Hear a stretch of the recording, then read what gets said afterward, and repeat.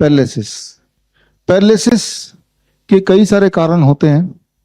एक तो brain stroke है जिससे पैरालिसिस हो जाता है।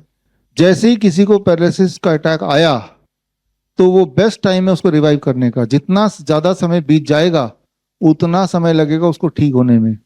तो हम क्या करते हैं, पेशेंट को जैसे ही पैरालिसिस आता है तो पैरालिसिस वाले पेशेंट को हम सबसे पहले उसी वक्त फटाफट रिकवर हो जाए उसके लिए आप यहाँ पे देखिए ग्रीन वाला डॉट जो रिप्रेजेंट करता है lower leg hot water immersion. हम बाल्टी से 42 डिग्री सेल्सियस वाले पानी में दोनों पैर रख के उसको बिठा देते हैं आधे घंटे के लिए, पौने घंटे के लिए, 1 घंटे के लिए। जब ऐसा करते हैं तो याद रखिए कि आपका जो ये काफ मसल है, यहाँ पे काफ मसल्स में जो ब्लड वेसल्स हैं वो डायलेट होते हैं, ब्लड सर्कुलेशन तेज होता है, जिससे उसके पैरालिसिस के सिम्टम्स के ठीक होने की पॉसिबिलिटी बढ़ जाती है। कई बार 1-2 सिटिंग में, पहले दिन में ही वो रिवाइव कर देता है, पहली बार में ही। तो अगर हमारे घर पे हॉट वाटर इमर्शन टब है तो ये टब आप देख रहे हैं, ये टब ऑटोमेटेड है।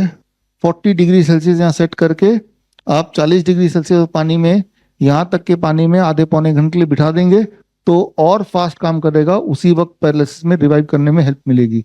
ये नहीं है तो बाल्टी तो है ही हमारे घर में। और इसके अलावा नीम जो कि एक इंटीग्रल पार्ट है, आप देख रहे हैं बार बार नीम का जिक्र आ रहा है। आप हैरान होंगे ये जान के कि नीम बार बार इतना जिक्र आ रहा है, जबकि पूरे दुनिया की सारी दवाइयां एक तरफ और एक तरफ सिर्फ नीम का पेड़, नीम के पत्ते का पाउडर, नीम के छाल का पाउडर और नीम का तेल, इन तीनों के परमुटेशन कॉम्बिनेशन से दुनिया की कोई भी दवा बन सकती है। तो that's what we call as neem therapy. ये एविडेंस बेस्ड है, इस किताब में है।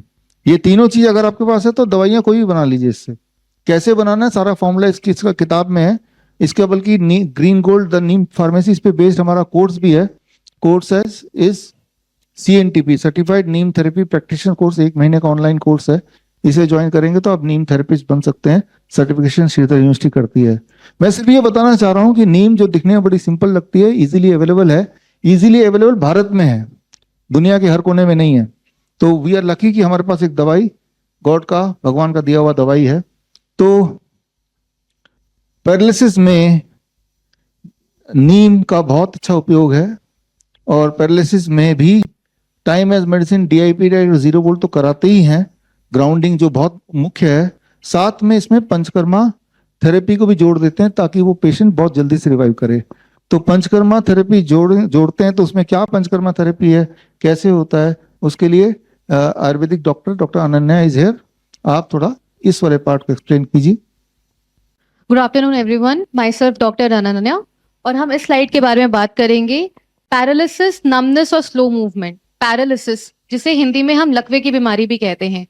किसी भी पेशेंट को पैरालिसिस या लकवे की शिकायत होती है तो आपने महानारायण तेल को हमारे दिए गए डेमोन्स्ट्रेशन के हिसाब से गर्म करना है, जिसका टेम्परेचर 38 से 40 डिग्री सेल्सियस होना चाहिए। उसे गर्म करने के बाद जब वो सहने लायक हो तो उस पेशेंट की बॉडी पे पोर करना है और उसमें हल्के हाथों से आपने पूरी बॉडी की फुल मसाज करनी है। ये मसाज एटलीस्ट 30 से 40 मिनट्स हर पेशेंट की करी जानी चाहिए।